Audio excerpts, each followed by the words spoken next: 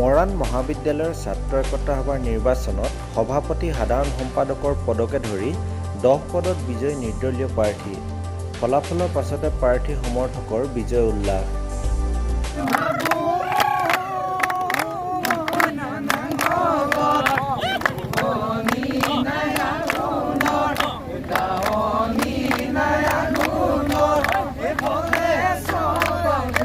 চৰাইদেউ জিলাৰ মৰাণ নগৰত অৱস্থিত ঐতিহ্যমণ্ডিত শিক্ষানুষ্ঠান মৰাণ মহাবিদ্যালয়ৰ আজি অনুষ্ঠিত ছাত্ৰ একতা সভাৰ নিৰ্বাচনত অভাৱনীয় ফলাফল দেখুৱাবলৈ সক্ষম হৈছে নিৰ্দলীয় প্ৰাৰ্থীয়ে।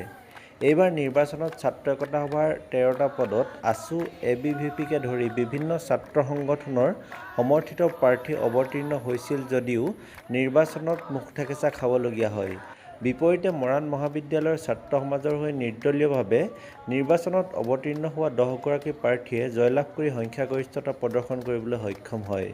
নিৰ্বাচনত সভাপতি, উপসভাপতি, সাধাৰণ সম্পাদকৰ পদকে ধৰি 10টা গুৰুত্বপূৰ্ণ বিভাগ দখল কৰে নিৰ্দলীয় প্ৰাৰ্থীয়ে।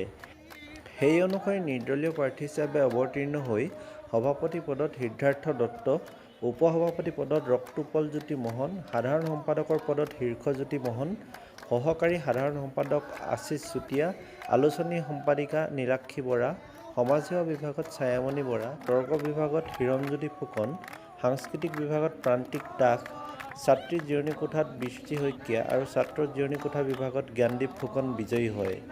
আনহাতে শৰীৰ চৰ্চা বিভাগত আছুৰ সমৰ্থিত প্ৰাৰ্থী বাস্তৱ চুতীয়া বিজয়ী হয়। খেল বিভাগ আৰু উৎসৱ বিভাগত ABVP-ৰ সমৰ্থিত প্ৰাৰ্থী ক্ৰমে হিমাংশু বৰগোহাঁই আৰু বৃষ্টি ৰাণী চেতিয়া বিজয়ী হয়। নমস্কাৰ, মোৰ নাম শ্ৰী শীৰ্ষজ্যোতি মোহন। মই ৰাজনীতি বিজ্ঞান বিভাগৰ 3য় ষাণ্মাসিকৰ ছাত্ৰ। মই সাধাৰণ সম্পাদক পদৰ বাবে প্ৰাৰ্থিত্ব আগবঢ়াইছিলোঁ আৰু জয়ীও হৈছোঁ। আৰু প্ৰথমে মৰাণ মহাবিদ্যালয়ৰ সকলো ছাত্ৰ ছাত্ৰীকে অশেষ ধন্যবাদ জনাইছোঁ। আৰু আজি সতীৰ্থসকলৰ যি মুখত হাঁহি বিৰিঙিছে, মই সেই দেখি নথৈ আনন্দিত হৈছোঁ। আৰু বহু প্ৰত্যাহ্বান নেওচি আজি নিৰ্বাচনত ভৰি দিছিলোঁ। আৰু অনাগত দিনত মৰাণ মহাবিদ্যালয় এখনে পতাকা থাকিব, সেইখন হৈছে মৰাণ মহাবিদ্যালয়ৰ পতাকা।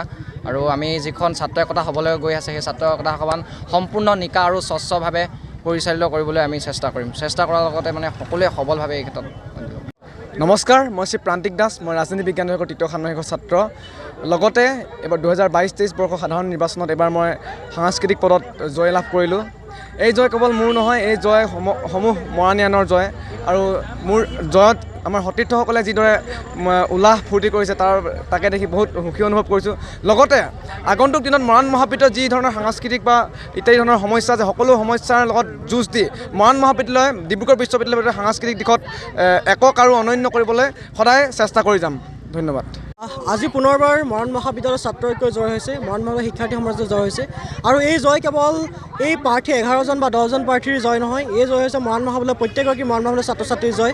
আৰু মৰাণ মহাবিদ্যালয়ৰ নিৰপেক্ষ কোনো ধৰণৰ দল সংগঠনৰ বেনাৰ নোহোৱাকৈ কেৱল মাত্ৰ নিৰপেক্ষ অৰ্থাৎ নিৰ্দলীয়ভাৱে প্ৰতিনিধিত্ব কৰা আজি 10জন প্ৰাৰ্থীয়ে আমাৰ জয়যুক্ত কৰিবলৈ সক্ষম হৈছে। আৰু তেওঁলোকৰ নেতৃত্বত আমি আশাবাদী মৰাণ মহাবিদ্যালয়ৰ লগতে মৰাণৰ প্ৰত্যেকটো ক্ষেত্ৰত তেওঁলোকে সবলভাৱে মাত মাতিব।